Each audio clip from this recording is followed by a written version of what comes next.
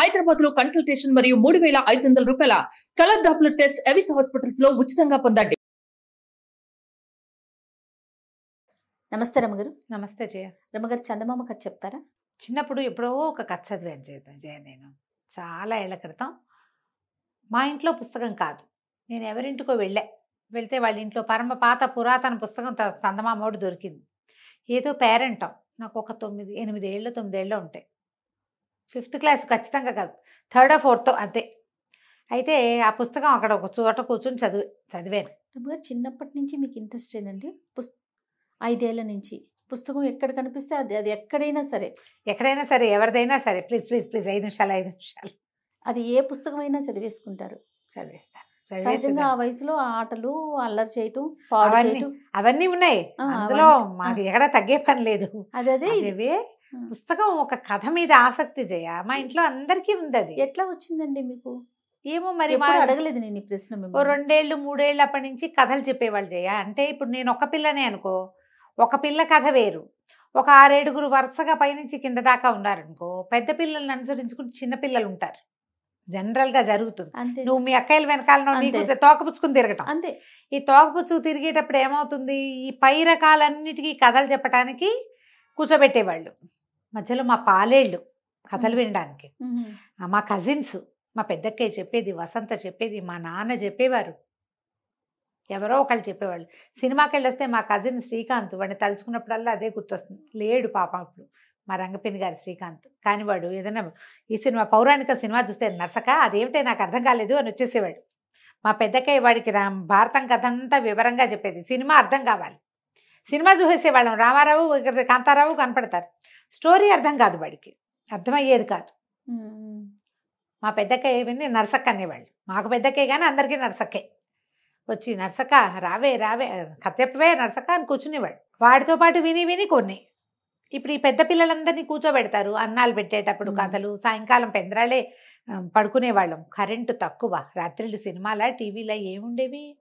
పెద్ద పిల్లలతో పాటు చిన్న పిల్లలు ఆటోమేటిక్గా కథలు వినేవాళ్ళు. నాకు కొంచెం 5వ ఏటకి స్కూల్కి వెళ్ళే నాటికి చదవటం వచ్చు. చదవటం నేర్పించేశారు. స్కూల్కి వెళ్ళే నాటికి స్కూల్కి వెళ్ళి నేర్చుకోవాలా మేము, మాకు ముందే వచ్చు. అదేలే 5 నిండే నాటికి నేను చకచకా వాక్యాలు చదవటం వచ్చేసింది. తెలుగు వచ్చింది బాగా. మరి మా ఇంట్లో ఉన్నారు చాలా మంది ఇలాంటి వాళ్ళే. సో నాన్నగారి నుంచి వచ్చిందంటారు? అక్కయ్య నుంచి నాన్నగారి నుంచి అక్కయ్యలకి వాళ్ళ నుంచి మా అమ్మ నాన్న ఇద్దరికి పుస్తకాలు పిచ్చుంది. మా అక్కయ్యలందరికీ బుక్ రీడింగ్ హ్యాబిట్ ఉంది. మా ఇంట్లో మా పిల్లలు కూడా ఉంది. అందరూ మీకులాగానే చెప్తారా రమ్మగారు? అంటే బుక్ రీడింగ్ వేరు, చెప్పే విధానం వేరు కదా. స్టోరీ ఇప్పుడు నాకు స్టోరీ తెలుసు, కానీ చెప్పే విధానం వేరు ఉంటుంది. మీకులాగానే చెప్పగలుగుతారు అక్కయ్య వాళ్ళు? మా పెద్దక్కయ్య, వసంత మా 5వ అక్కయ్య, వీళ్ళిద్దరూ చాలా బాగా చెప్తారు. మా నాన్న కూడా కథ చాలా బాగా చెప్పే పద్ధతి. ఆయన ఎవరైనా వినేసేలాగా చెప్పగలిగే కథ విధానం. అందుకనే అయి ఉంటుంది. అది వచ్చింది నాకు. అది మా నాన్న పోలికలు ఏమి రాలేదని చాలా బెంగగా ఉంటుంది నాకు. ఇంత మంచి క్వాలిటీ ఇది వచ్చింది. నాకు రౌండ్ ఫేస్లు ఇష్టం చేయ. నేను ఎప్పుడు చెప్తా కదా, నిండుగా బుగ్గలు బూరిలో ఉంటే అబ్బాయి భలే బాగున్నారు అనిపిస్తుంది. నాకు సన్న మొహం, నా మొహం నాకు నచ్చదు. అప్పుడు నచ్చేది కాదు, ఇప్పుడు. మా నాన్న పోలికి వచ్చిన మా అక్కయ్యలు చూస్తే నాకు కుళ్ళుగా ఉంటుంది, వీళ్ళ రౌండ్ ఫేస్లు అని. ఏమి రాలేదనుకుంటాను. ఎంత గుర్తింపు వచ్చే క్వాలిటీ వచ్చింది కదా రమ్మగారు కదా. అవును, అది మాత్రం మా నాన్నదే వచ్చింది. సూపర్. చదవటం కూడా ఈ వాళ్ళ ఇంట్లో చదివిన ఈ కథ నేను చాలా కాలం గుర్తుంది నాకు. కాకపోతే మనం చందమామలు అవి ఎలాగా నెల సంవత్సరము గుర్తుపెట్టుకోవాలి ఎవరైనాను. అప్పుడు లేకపోతే చందమామని ఏ సంవత్సరం ఏ నెలలో ఆ పుస్తకం వచ్చిందో మనకు ఎలా తెలుసు? ఇప్పుడు ఎన్ని రోజుల నుంచి చందమామ కథలు చెప్తున్నాం మనం. ఆ పర్టికులర్ కథ నాకు గుర్తుంది. కోతి ఒకటి ముత్యపు చిప్పలు తెస్తుంది. అది ఎప్పటికి తెలుసా? 55లో కథ. అబ్బా 55లో? నేనే 79లోనో 78లోనో చదివాను. నేను ఇన్ని రోజుల నుంచి కథలు చదువుతూ ఆ కథ కొంతే గుర్తుంది. కోతి ముత్యపు చిప్పలు తేవటమే ఖచ్చితంగా గుర్తుంది, మిగిలినవన్నీ మర్చిపోయా. కొన్ని పోతూ ఉంటాయి చూడు, అది ఇప్పుడు మళ్ళీ తగిలింది నాకు అది. ఆ కథ ఒక ఎలా ఉంటుందంటే, బహుశా అదొక సంతోషం కలుగుతుంది అనుకుంటా. పుస్తకాలు పిచ్చి వాళ్ళకి అనుభవంగా ఉంటుంది. ఆ పర్టికులర్ బుక్ మళ్ళీ చదవడానికి వచ్చేసరికి గూస్ బంప్స్ వస్తాయి జయ. అవునా? భలే సంతోషం వస్తుంది. మీకు నేను ఎప్పుడు చెప్పను ఒక విషయం చెప్తాను రమ్మగారు. మీకు నేను ఆపోజిట్ కాంబినేషన్ రమ్మగారు. అందరూ బయటికి వెళ్తే నేను కనిపిస్తే రమ్మగారిని అడిగానని చెప్పండి అంటారు, మీరు కనిపిస్తే జయ ఏదని అడుగుతారు కదా. మన కాంబినేషన్ అంతా హిట్. మీకు డెడ్ ఆపోజిట్ నేను రమ్మగారు. బుక్ చదవను. బుక్ అసలు మీరు కూడా అప్పుడప్పుడు కొన్ని బుక్స్ ఇస్తూ ఉంటారు కదా, ఏం చదువు మీరు తిడతారని చెప్పి తీసుకుంటా, అసలు దాని మీదకి మనస్సే వెళ్ళదు రమ్మగారు. అసలు ఆ థాట్ కూడా రాదు. ఇంట్లో పేపర్ చదవండి అని చెప్పి నేను న్యూస్ ప్రెజెంటర్ని కదా, నువ్వు ఒక న్యూస్ ప్రెజెంటర్వి, జర్నలిస్ట్వి, నువ్వు న్యూస్ చదవకపోతే నీకు ఎట్లా తెలుస్తాయి అని చెప్పి ప్రతిరోజు తిట్లు పడతానే ఉంటే నాకు నాకు అటు ఫోకస్ చేయలేను. మీ పుణ్యమాని ఎన్ని కథలు వింటున్నానంటే నేను న్యూస్ కూడా చదువుతా జయ. అదే మీరు చెప్పేటప్పుడు నేను ఎంజాయ్ చేస్తాను అనమాట. అంటే బుక్ చదవాలి, బుక్ చదవబట్టే కదా ఇన్ని స్టోరీస్ మీరు చెప్పగలుగుతున్నారు. అవును, అది చాలా హ్యాపీగా మనసులో అనుకుంటాను, ఎంత డెడ్ ఆపోజిట్ కాంబినేషన్ మన ఇద్దరు. నేను న్యూస్ పేపర్ కూడా అంతే శ్రద్ధగా చదువుతాను జయ. న్యూస్ చదువుతాను, ఇంకా చదవటం అంతే, మీ హ్యాబిట్ చదవటం అంతే. అది నాకు ఇంట్రెస్ట్ లేని సబ్జెక్ట్ అనుకో, పై వాక్యాలైనా చదువుతా. అందుకని నాకు ఎక్కువ విషయాలు తెలుసు. చాలా నాలెడ్జ్ ఉండటానికి కారణము ఏమిటో నా విజ్డమ్ తెలివితేటలని అనుకోవద్దు. ప్రధానమైంది దానికి సంబంధించిన కొంత విషయాన్నైనా నేను చదువుతాను. చదవటం చాలా మంచి హ్యాబిట్ కదండి. అదే కదా విషయ పరిజ్ఞానం. అదే పరిజ్ఞానం ఎక్కడి నుంచి వస్తుంది? దీనివల్ల చదవటం. నాకు మీలాంటి గెస్టులు అందరితో మాట్లాడి నేర్చుకుంటాను నేను. చదవటం తక్కువ. నీకు అవకాశం అవసరం ఏముంది ఇప్పుడు జయ? కానీ అట్లా అది కరెక్ట్ కాదు కదా. కరెక్ట్ కాదంటే ఇప్పుడు వింటావుగా, ఒకే విషయం మీద 5-6 గెస్టుల దగ్గర వింటారు మీరు.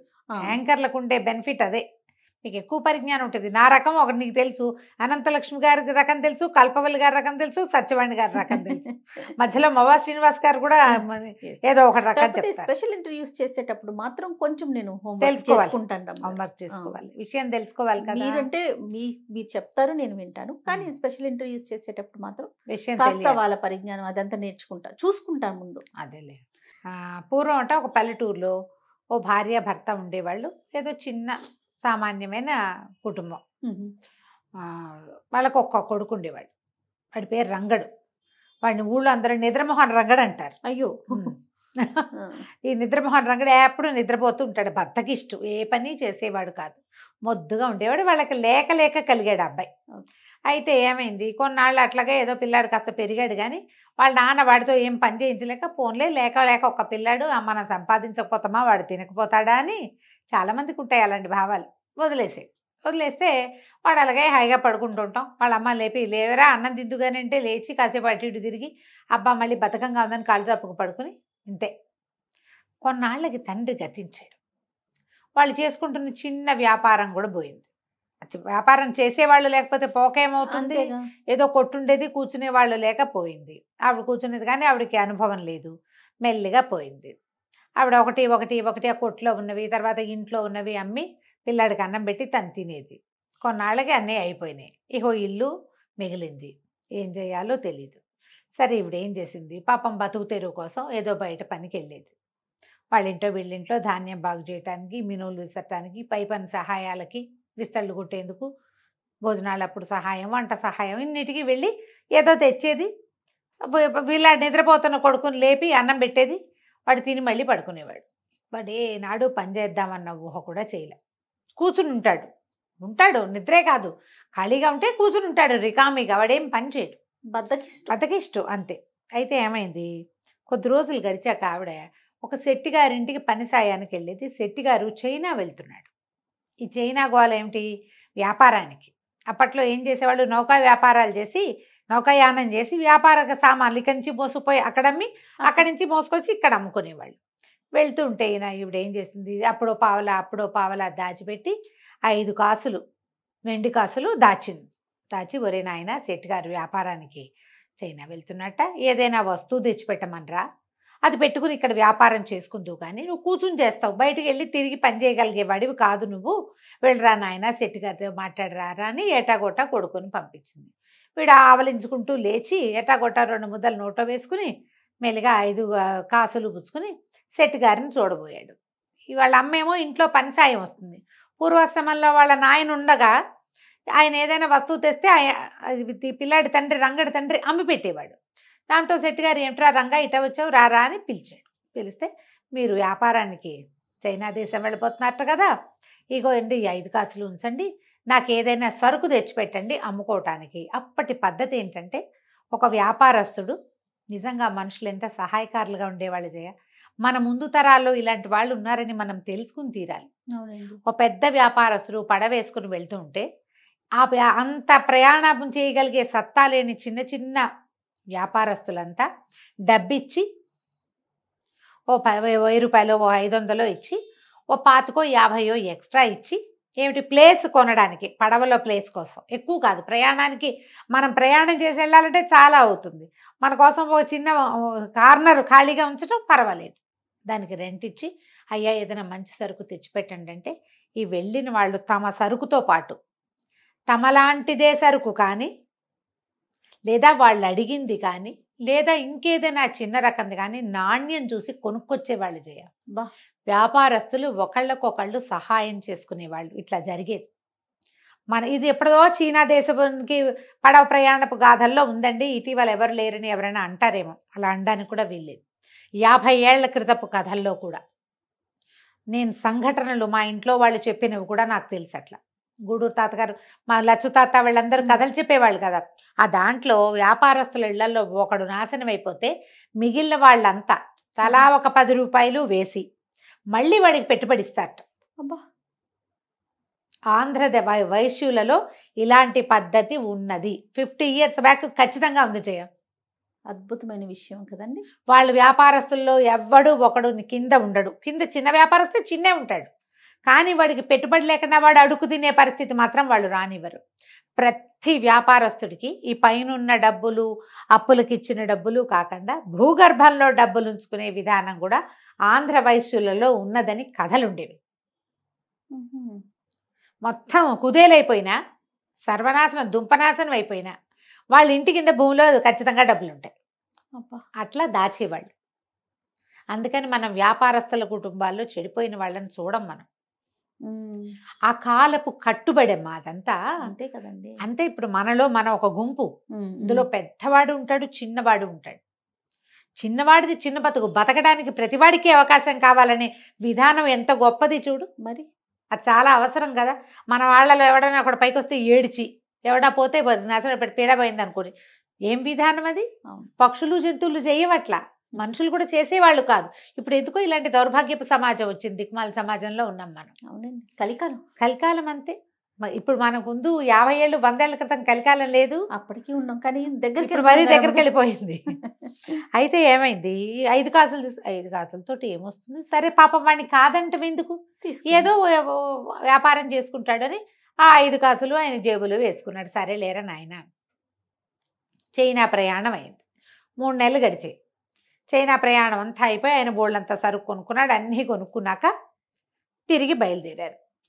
బయలుదేరిన తర్వాత దాదాపుగా ఒక 100 మైళ్ళు 150 మైళ్ళు సముద్రయానం చేసేసాక ఆయన గుర్తొచ్చింది, అయ్య బాబోయ్ రంగడికి మాట ఇచ్చాను, 5 కాసులు ఇచ్చాడు వాడు, ఏమి తీసుకురాలేదు, పడవలు వెనక్కి తిప్పండి. అప్పట్లో ఇంత నిబద్ధత ఉండేది, వెనక్కి తిప్పాలి పడవ, నా పడవ వెనక్కి తిప్పాల్సిందంటే ఈ ఆయనదే పడవ.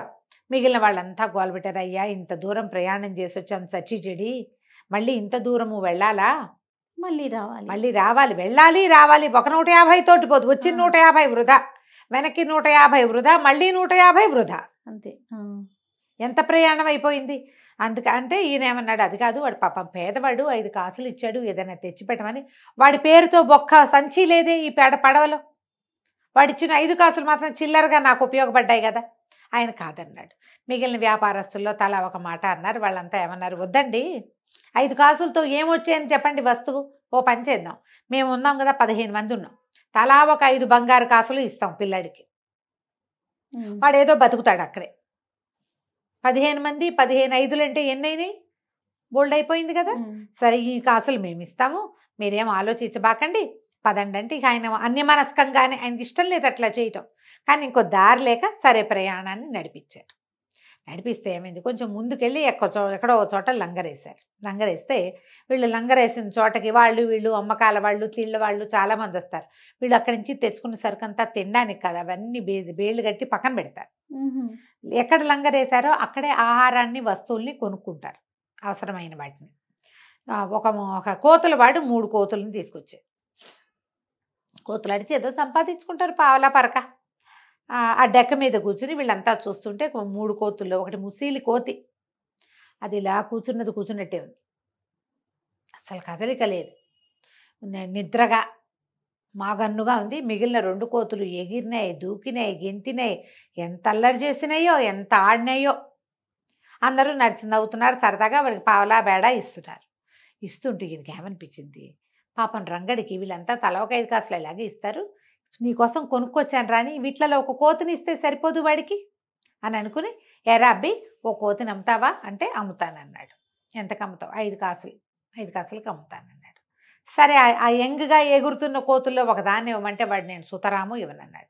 ఈ ముసలి కోతని ఇస్తాను తీసుకోండి, ఇది నేను 5 కాసులకే కొన్నా, పావలా సంపాదించాల, కొన్న దగ్గర నుంచి ఇది నిద్రమొహందే, నాకు పడదు బాబు, వాటితోటైతే నేను సంపాదించుకుంటా, ఈ కోతుని ఉంచుకుని నాకు ప్రయోజనం లేదు, ఈ జతలో ఒకదాన్ని తీసిస్తే రెండోది దిగులు పడుతుంది, అదో బాధ, మీకు ఉపయోగం ఉండదు, నాకు ఉపయోగం ఉండదు, ఈ పెద్ద కోతిని తీసుకోండి అంటే ఆయనకి బాధగా ఉంది. కానీ పోన్లే, నిద్రమోహన్ రంగడికి నిద్రమోహన్ కోతి అనుకొని ఆ 5 కాసులు వాడి చేతిలో పెట్టి, వెండి కాసులు, ఆ కోతిని తీసుకొచ్చారు. ఆ కోతి పడవలోకి వచ్చి కూర్చుంది, ఓ మూలకు వచ్చింది జోగుతూ. దాన్ని కట్టేయాల్సిన పని కూడా లేదు, వేళకి ఏదైనా పడేస్తే తింటుంది, ఓ పండో కాయో నోరు గట్టిగా మూసుకుని ఓ మూల కూర్చుంటుంది, కట్టేలా. అదే మామూలుగా కోతులు పడవలోకి వెళ్తే ఎగిరి దూకి పీకి లాగి గందరగోళం చేసేస్తాయి, పడవ ఇట్లా అన్నప్పుడల్లా దానికి టెన్షన్ వస్తుంది. దీనికి టెన్షన్ లేదు, పాడు లేదు, కూర్చున్నట్టే. ఎక్కడికో పోయింది పడవ. వెళ్ళగా ఏమైంది, ఒక కొత్త దీవిలోకి దిగారు వీళ్ళు, అది ముత్యాల దీవి. ఆ ముత్యాల దీవిలో ఈ ముత్యాలు దొరుకుతాయట, ఆయిస్టర్స్ దొరుకుతాయి. ఈ పడవలో ఉన్న వ్యాపారస్తుల పని వాళ్ళంతా అయ్యగారు ముత్యాలు తెస్తామని దూకుతున్నారు. వీళ్ళందరూ మాట్లాడుతుంటే ఆ నిద్రమోహంగా ఉన్న కోతి కళ్ళు తెరిచి చూసేసరికి దాని చుట్టుపక్కల చూడగానే ఒక ఉత్సాహం వచ్చేసింది, పరిగెత్తుకుంటూ వెళ్ళి సముద్రంలో దూకేసింది. అది ఈ నిర్ఘాంతపోయాడు వ్యాపారస్, అయ్యో కోతి దిందు పదేగా కూర్చున్నట్టే అది పరిగెత్తేసిందే అనుకున్నాడు. 1/2 గంట తర్వాత ఇట్లా పట్టుకుని 10 ముత్యపు చిప్పలు తీసుకొచ్చేసింది అది పైకి, సముద్రంలో నుంచి తీసుకొచ్చి ఒక చోట పెట్టింది. మళ్ళీ రయ్యమని పరిగెత్తుకుంటూ వెళ్ళి ఇంకో దూకింది, మళ్ళీ తెచ్చింది. ఈ ముత్యపు చిప్పల్ని తెస్తే ఓపెన్ చేసుకుని వ్యాపారస్తులు కొంటారు వాటిని. ఇక కోతి వీళ్ళ అందులో నుంచి వచ్చే లోపల అది ఎన్నిసార్లు దూకిందో, ఎన్నిసార్లు తెచ్చిందో దాని దుప్పదేగా ఇన్ని పట్టుకొచ్చేసింది. ఆశ్చర్యపోయారు. కూసిని అంటున్నప్పుడు ఇప్పుడు అది ఒకటి పేరు మీద కొనబడింది, అది ఏది తెస్తే అవన్నీ వాడివి. అంత న్యాయంగా ఉండేవాళ్ళు జయ, సూపర్ కదండి కథ. అసలు వినటానికి నాకు అప్పుడే ఈ కథ అంత నచ్చటానికి కారణం ఏంటంటే దీంట్లో ఉన్న ఒక అండర్ కరెంట్ ఏంటంటే, కోతి తెచ్చినవి అది పైన తెచ్చిపెట్టింది, దాని యజమాని ఎవడూ లేడు అక్కడ, ఎందుకు అందరూ తీసుకోవాలా, అది కదా పాయింట్. అంతేగా, వాడి కోతంటే ఇవన్నీ వాడివే. అప్పుడు అందరు చూస్తే అందరికి తలా ఒక 2, 4, 6 దొరికితే దీనికి 40, 50 దొరికినాయి కోతికి. అది అవన్నీ పెట్టుకుని ఒక చోట కూర్చుంది, మళ్ళీ మాట్లాడకుండా ఏదో పండిస్తే 2-3 పళ్ళిస్తే తిన్నది, అవి దగ్గరికి జరిపి కుప్పలాగా జరిపి వాటి పక్కన పడుకుని నిద్రపోయింది. ఈయన సరే కూర్చుని అన్నీ ఒలిచి చూస్తే పెద్ద నాణ్యమైన ముత్యాలు వాటిలలో. ఆయిస్టర్స్లో ఒక్కొక్క దాంట్లో 7, 8, 3, 4 రంగులు ఉంటాయి, బోల్డ్ ముత్యాలు వస్తాయి. ఆ ముత్యం ఎంత ఖరీదైన ముత్యాలు, 3, 4 దొరికిన వాళ్ళకే 100లో వచ్చినాయి. ఈయన దొరికితే ఎన్ని వస్తాయి? ఆ డబ్బులన్నీ ఆ ముత్యాలన్నీ సైజ్ చేసి ముత్యాలకు రేట్లు కట్టించి కొనేవాళ్ళు కూడా ఉన్నారు పడవలో. రేటు కట్టించి అవన్నీ రంగడి పేరుతోటి పక్కకు పెట్టాడు ఆయన. పెట్టాక సరే పడవ కాస్త వెనక్కి ఊర్లోకి వెళ్ళిపోయింది. ఊరు వెళ్ళిపోయారు వీళ్ళు, అన్ని సామాన్లు మోసుకొచ్చారు. ఈయన ఆ ముత్యాలన్నీ కొనేసాక ముత్యాల డబ్బంతా పట్టుకుని ఈ కోతిని పట్టుకుని, వ్యాపారస్తులందరూ తలా ఒక 5 రూపాయలు ఇస్తామని ఒప్పుకున్నారు కదా, ఇచ్చారు అందరూ. ముత్యాలు వచ్చినాయి కదా ఊరుకోలా, మాట ఇచ్చారు. అది వ్యాపారాలు మాట మీద నడుస్తాయమ్మా, అంతే కదా. న్యాయం ఎలా నడుస్తుంది? వాడు ఎంతైనా సంపాదించుకొని, మాట అంటే మాటే, అంతే కదా రమ్మగారు కదా. అక్కడి నుంచి డబ్బులన్నీ చేతులు పెట్టాడు. వాళ్ళ అమ్మ రంగడు ఇద్దరు ఆశ్చర్యపోయారు. ఏమిటి ఇంత డబ్బా అని. అప్పుడు ఆయన చెప్పాడు, ఒరే నీలాగా నేను నిద్రమోహందిరా ఇది, కానీ ఆ ముత్యపు దీవికి దగ్గరికి వెళ్ళేసరికి దానికి ఉద్రేకం వచ్చింది. అసలు సంగతి ఏంటంటే అది ఆ ముత్యాల దీవికి సంబంధించింది ఆ కోతి. అక్కడ ఒక బెస్తవాడు దీన్ని చేరదీసి పెంచి దానికి ముత్యపు చిప్పలు ఏరుకు రావడానికి తర్ఫీదిచ్చాడు. క్రమంగా ఎప్పుడో ఆ ముసలివాడు చనిపోయేసరికి ఈ కోతులు ఆడించే వాళ్ళు ఎవరో పట్టుకుని తీసుకుపోయారు. అది ఎక్కడికి వెళ్ళినా ఏ పని రాదు దానికి, ఎవరి దగ్గర ఏ ఆట నేర్చుకో. ఎందుకంటే దానికి ఏం తెలుసు, సముద్రం తగలంగానే ఒక్క ఎగిరెగిరి అందులో దూకటం. ఆ ముత్యపు చిప్పల వాసన ఒక ప్రత్యేకమైన నాచు వాసన వస్తుంది. అది ఉన్న చేపల దీవి చెరువులు వాసన రావు కదా, ఆ దీవి వాసనకి అది దాని మత్తంతా పోయింది. అంతకుముందు అలా మాగన్నుగా పడి ఉండేది, దానికి ఆసక్తి లేదు జీవితం మీద. ఎప్పుడైతే తన ఓన్ ప్లేస్కి వచ్చిందో దాని శక్తి అది చూపించేసింది అనమాట. అది ఈ రంగడి పాలపడింది. ఎప్పుడైతే ఈ కోతి తన చేతికి వచ్చిందో అది ఇట్లా మాగన్నుగా ఉండి ఇంత పనిచేసిందని తెలిసి ఇంత డబ్బు ఒకేసారి వ్యాపారానికి పెట్టుబడి వచ్చేసరికి రంగడికి ఉత్సాహం వచ్చింది, నిద్రమోహం పోయింది, చక్కగా ఇల్లు కట్టుకున్నాడు ఆ కోతిని పెట్టుకుని. తర్వాత ఎన్నిసార్లు వాడు ఆ ద్వీపం మీదకి వెళ్ళాడు. వెరీ సూపర్ గా ముత్యాల చిప్పలు బ్రహ్మాండమైన ముత్యాల వ్యాపారస్తుడుగా స్థిరపడిపోయాడు. కథ కంచికి మనం ఇంటికి. అద్భుతమైన కథ అండి, చిన్న కథ కానీ ఎంత కరెంట్ ఉందో చూడు అందులో. అతను లాభపడ్డాడనే విషయం పక్కన పెడితే వ్యాపారస్తులు చూడండి ఎంత యూనియన్ గా ఉండి కరెక్ట్ గా కదా. ఇప్పుడు కూడా అది ఆ యూనిటీ ఉందంటావా జయ సమాజంలో? ఉందని అనుకోవాలి రమ్మగారు, పూర్తిగా పోయిందని అనుకోటానికి లేదేమో. అంటే అప్పుడున్నంత లేకపోయినా ఎంతో కొంత అయితే ఉందేమో అనిపిస్తూ ఉంటుంది. మరి చూడాలి, ఇంకా ఉండాలని కోరుకుందాం మనం, అంతే కదా. నమస్తే రమ్మ. నమస్తే జయ.